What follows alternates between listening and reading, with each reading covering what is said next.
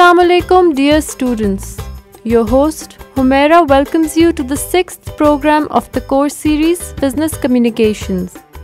As always, our respected expert Professor Ayub Sheikh is here to assist us throughout the lecture.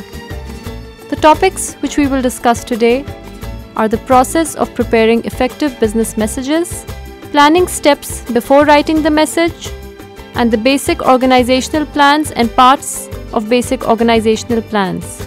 I will now let Professor Ayub Sheikh take over. Please. Assalamu alaikum, dear students. With the topic process of preparing effective business messages, your teacher Ayub Sheikh is with you. Dear students, today we will discuss how to develop business messages. Those you have to disseminate, or you have to send to your customers, or you have to send to your other clients to develop the goodwill and you would like to flourish your business. So here we will discuss today that how to develop the business messages. Those must be effective. Effective means the message should generate the feedback, positive response for your business. Dear students, whether you are preparing written or an oral message, to be effective, you need to plan, organize, draft, revise, edit, and proofread. Means without the plan that why you are going to deliver the message, to whom you want to send the message, or what is the actual purpose of your message, you must have to organize the data first. That what you have to write first, what you have to write in first paragraph, or what you have to write in second paragraph, or what is required to write in the third paragraph, or at the end of the body of letter. So you, after a plan, you organize the data, and then you must have to draft it. Draft it means you have to now write all the things in the body of the letter. And then, dear students, to get the or generate the response from your receiver, you must have to revise it again and again, or edit it, and see that if there is unnecessary repetition, omit it, or supposed to be there is the thing that will not be understandable for your reader or listener or the receiver. You must have a revise and check it, and you must find out if there is any problem or defect or any, you can say, grammatical fault, whatever, you must have to check it. And finally, you must have a proofread. If there is any mistake, spelling mistake or any other, you must have to see and check it again and again. And then finally, the correct message you must have to send to your audience, whatever the person who's your reader or the person who's your listener. So, dear students, essential also is thoughtful adherence to communication principles. As we have discussed earlier, the 7 C's of communication. These are also called the principles of communication. So, actually, these 7 C's are the qualities of the communicator, the person who is sending the message in written form or in oral form. So you must have to keep in your mind about the utility of these 7 C's. If you recall your memory, 7 C's we have already discussed that these are the completeness, conciseness, consideration, concreteness, clarity, courtesy, and correctness. So you must have to follow these 7 C's as a principles of communication before preparing or before draft any letter. So even with the most advanced office technology that is to be used every business organization all over the world, the need is that there must be a careful preparation of these written or oral messages, because to write the messages or to develop the messages, highly efforts are required, you can say. Add to this precept the idea that companies are becoming more global and international, and the argument for thoughtful preparation receives even a more emphasis. So here the manager, supposed to be he's a marketing manager, he's a sales manager, or he's an area manager, or the person at any level in the organization or at any position in the organization, he must have to emphasize on the correctness or accuracy or completeness or conciseness or consideration or correctness of the message that he wants to disseminate. Now, dear students, actually in this topic, we have to focus on some planning steps, basic organizational patterns or suggestions for opening and closing of your whatever the letter you have to send to your customers. And also here come to know, or we will learn about the composing or procedures of the letter writing. So to communicate effectively, the communicator has to consider 5 steps before to write the message. So now we are going to discuss what are these 5 steps. The step number 1 is identify your purpose. No doubt when you are preparing, you are going to draw any message, there is some purposes behind it, or you can say there are some objectives behind it, the preparation of that message. That in simple words you can say you are going to prepare the message for creation of your goodwill of your company. There should be a good image of your company in the market. That goodwill be created if your message is effective, correct, grammatically from all the aspects. And no doubt you can say the objective of your message is almost of the twofold. This way I can say that there are always multi or dual reasons or purposes of the message. One, as I told you, is to create the goodwill, or in other words we can say itself you have to develop the message that what you want to communicate to others or what you want to convey to others. So to convey others, if you are good communicator, you are following the all principles or 7 C's of the communication, no doubt not only your message has to be destinated, the goodwill of your business will be created, and this way you will flourish your business.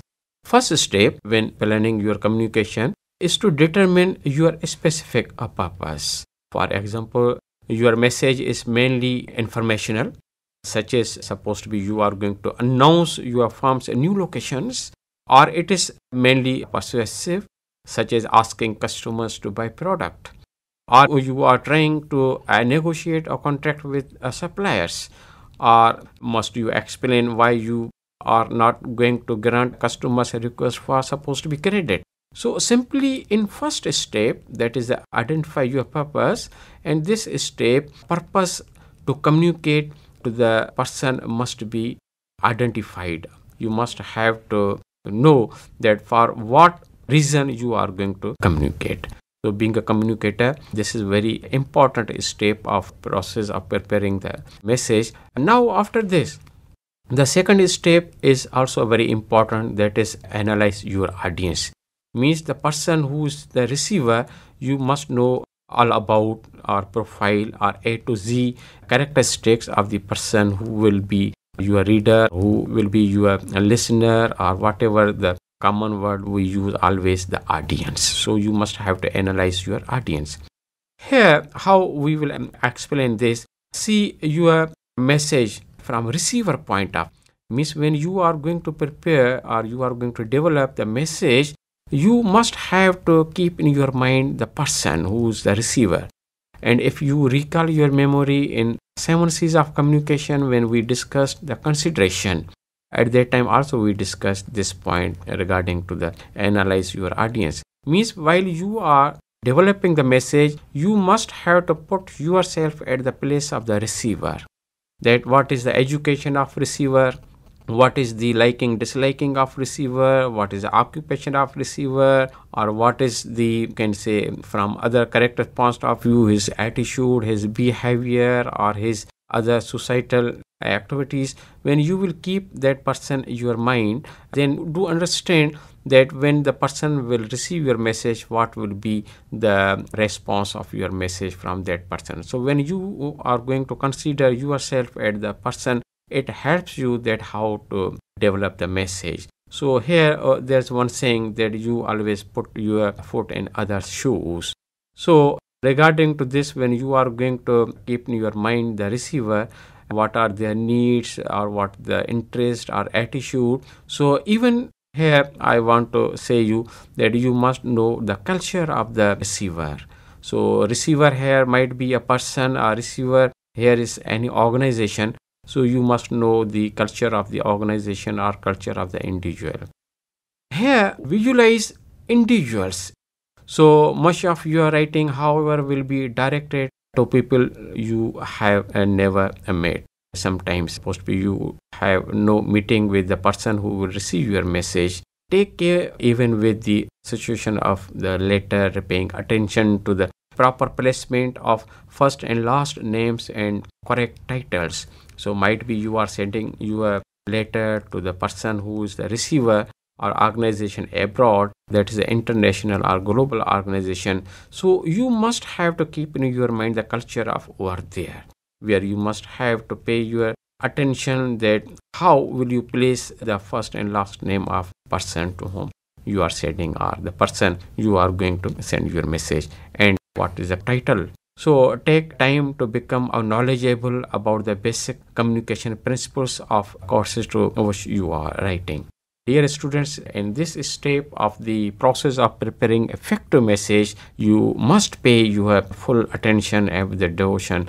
You do understand this step, and then you prepare your message. Because as there is a saying that first impression is the last impression, so you must have to win your audience, a person who is the receiver of your message.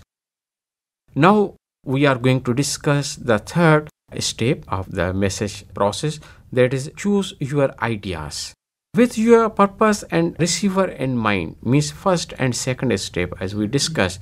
Now we are going to discuss the third step, that is the choose your ideas with your purpose and receiver in mind. Dear students, the next step is to choose the ideas for your message. If you are going to answer a letter, underline the main points to discuss. Means you have to underline first all those points, those you want to write in your letter or those you want to discuss with your audience. You must have to underline the main points, those are to be discussed. If you are writing an unsolicited or complex message, begin by listing ideas as they come to your mind and then choosing the best ideas for your receiver. So here what I want to tell you, that first you must have to enlist all the ideas those are coming in your mind, and then you must have to select the best ideas, or you must have to choose the best one or best ideas those you want to write in your letter or you want to discuss your receivers, because this way you will get the attention of your receivers. So the ideas you include depend on the type of message you are sending and the background and location of your receiver, national or international, means the person who is local of your domestic market.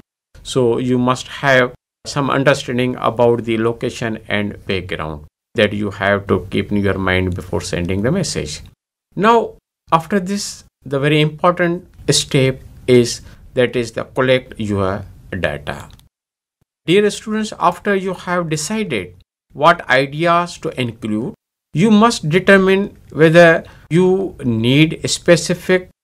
So be sure you know your company's policies, your company's procedures and products details if your message requires. Then you must have to again check your data on names of the individuals, dates, addresses and some other statistics, because while you are sending the message, if supposed to be some important things like statistics or the date you are sending or the address of the receiver or the person who will be the audience, you must have to check it. In other words, we can say that sometimes you may need to include a brochure that holds the information about your product that you want to convey to your audience, or sometimes you have to provide the tables or pictures, or sometimes you have to need to provide the product samples. So you must have to collect all these things, means you have to collect the data that you want to send to your audience. So this is very important to be considered. And finally, the last, that is the fifth step of this process, is organize your message. So again, before you write your first draft, outline your message, that I can say mentally or on paper. Means sometimes we are going to develop in our mind that what should be the first draft, what should be the second draft, or what should be the third draft. So you must have to outline your message in your mind or on paper. So the order in which you are going to present your ideas is as important as the ideas themselves. Disorganized, dear students, keep in your mind what now I am going to tell you. Disorganized, your message often seems careless. Means what impression your receiver will hold, that you people are not serious with your cause, or you are not serious with your business, or you are not serious with your sincere with your business. So you will be felt as a careless person, and confusion will be developed over there. That is very important, that I want to tell you, that don't be disorganized. You must be careful. Don't give any bad impression to your audience. So that was all about the all 5 steps of the process of preparing effective business messages. Now, in continuation of this topic, means the preparation of the messages, now we discuss that how design the message. So actually we will discuss basic organizational plans. Actually there are basic, some you can say the types of the organizational plans. You can say the direct request, or you can say a good news is that you want to send to your receiver, or persuasive request. And bad news supposed to be sometimes you have to send to your audience. So actually now we will discuss about these 4 different types of the basic organizational plans. So when we are going to discuss about the direct or good message, or good news message, actually that is called the direct approach. And when we are talking about the persuasive request, and or we are going to send the bad news messages, actually that is called the indirect approach. Now in first approach, that is the deductive approach, and that approach have again 3 parts. You can say the first part is the main idea, the second part is the explanation, or third part is the courteous close. So actually students, you keep in your mind when you are going to send good message, or your approach is a deductive or direct approach, or you can say that is a direct request, you must have to focus on these 3 parts. Actually in this direct or deductive approach, when expect that your listener or reader would have a favorable or nature reactions to your message, you begin with the main idea. After the opening, you include all necessary explanatory details in one or several paragraphs, and end with an appreciate or friendly closing. This is all about the first and second part. Now some things about the third and fourth part, that is the bad news message, are supposed to be, that is the indirect, or in other words it's also called the inductive approach. So now let us see about that approach, inductive approach, or you can say indirect approach. If you think your readers or listeners might react negatively to your message, generally you should not present the main idea in the first paragraph. Keep in your mind. So instead, consider the beginning with buffer, relevant, pleasant, natural, or a receiver benefit statement. Then give an explanation before you introduce your idea. So you must have to keep these points in mind while you are going to design the message or prepare the message. So what you have to write in a main idea, or what you have to give in your explanation, if your message is the good news message, or if your message is the bad news message. Now we are going to discuss finally, dear students, right and reasonable approach always is the second statement, where by applying you can retain your objectives by retaining your messages. So you must have to keep in your mind. Could you please tell us something about the buffer message, like what a buffer message is? Why not? Actually, when we are talking about buffer message or buffer statement, the communicator has to begin with the buffer. Means when you have a bad news message, actually we say if someone has given some request for the credit or for anything, when you are going to refuse that person, or when you are going to reject that request, or when you are going to regret that. So for a reader, begin with a pleasant way, means in such a way that it does not hurt your reader and should be in a natural tone. Here actually we have two statements in support of buffer.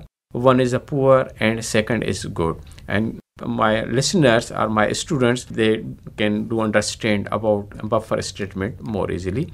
What are these two different statements? Actually, first I am going to discuss with my students the poor statement. The poor statement is supposed to be, I am directed by authority to inform you that your application regarding to subject skills program has been rejected due to some reasons. Now actually this is a poor message. By sending this message, might be this message hurt the listener or reader, whatever the audience, and might be you, by this way you lose your audience as a customer. So you must have to focus on the way that your message must carry some, you can say, positiveness from your reader or listener. So what is the good message or good statement in the buffer tone? You can say, because of the large number of applications we received for our skills program, we have had to return away many persons. We obviously understand that we have underestimated the interest in our current subject. A new program is already being planned and we will send you the information as soon as it's. Now look at these two different statements. In second statement, we are going to develop good image of our organization, or we are going to develop a good relationship with our audience or our reader or listeners. That no doubt we have, means company has underestimated the program, that how many applications will be received and so whatever. Now again we are going to tell our audience that we are again going to plan this program. Here two of the most important positions in any business message are the opening and closing paragraph. Dear students, when you are going to prepare the message, there are always two important positions. One is the opening and one is the closing, or we say one is the opening paragraph and second is the closing paragraph. So these two are the important positions. And there's another saying that we remember best, we read lost. So whenever possible, place the main favorable ideas at the beginning and ending of a message. Here I want to tell you that in the beginning and in the closing or ending the message, you must have to focus on the main ideas. So especially in first paragraph, start with a reader's attention. Actually, being a communicator, you are really answering the reader's questions of what is in it for the reader. So also reader read the message with the hope that there's something for my interest. So when you will focus the attention of your receiver, you will get your business or the interest from your listener. So again, in the second paragraph, that could be middle paragraph. Actually, dear students, while you are going to draft a letter, try to complete your message in 3 paragraphs. First, second and third. So here second paragraph is in this way, mostly middle paragraph. So here could be a middle paragraph, getting opening. Begin to think about creating interest and desire in the reader. Suggest what your project, product or service and what it will do for the readers. So in this paragraph, always consider benefits and values of a reader. Along with benefits, go with some proofs, evidences or data, as we discussed earlier in the steps of the preparing the messages, that you always provide the evidences or proofs to your reader or some data in support of your message that will create the interest in your business. So here regarding to the evidence and data. I am going to quote one example that actually when you are going to provide the samples to your persons, actually you must give them some guarantees. If you are well aware about the guarantees, actually guarantee is the written statement from seller or from one party to other party who is the buyer party that the product has a clear title, is not stolen, the product is as advertised.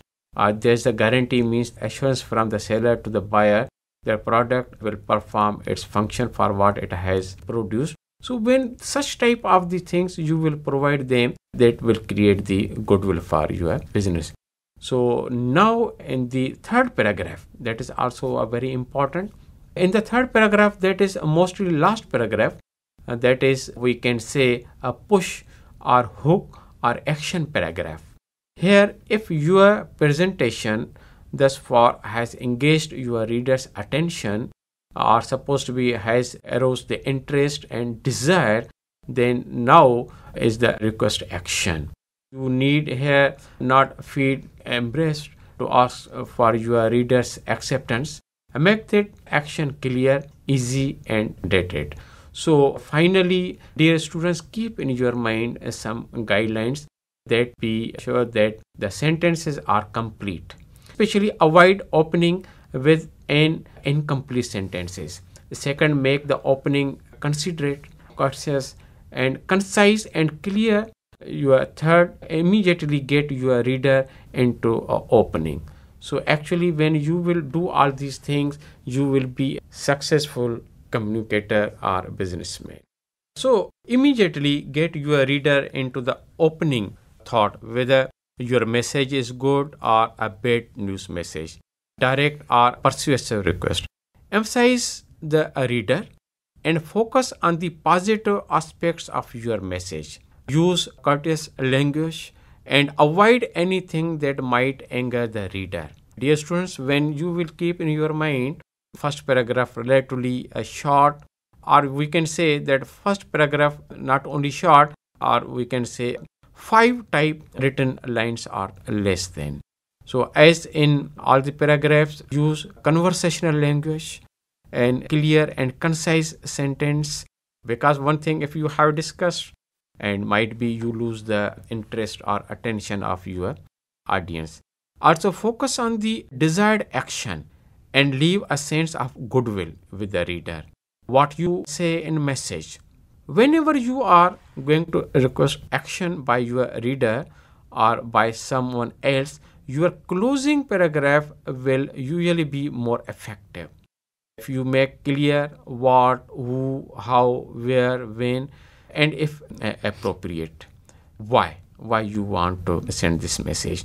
So finally, my dear students, keeping in mind these steps or these guidelines, you will be good communicator and good businessman, and this way you will develop what the actual purposes or objectives of your message are. Thank you, Professor Sheikh. That was a lovely explanation that you gave us. Dear students, we have come to the end of our lecture, and I hope you enjoyed listening to the program and will read the topics in detail from your prescribed books. We shall meet again in the next lecture with more interesting topics. Until then, take care and Allah Hafiz. This program was recorded in the Institute of Educational Technology, Allama Iqbal Open University. Recording engineer, Sayyid Muhammad Taqi Shah. Editing engineer, Ibrarul Hassan. Producer, Shehzad Ali Raki. Host, Humaira Jahan Zeb.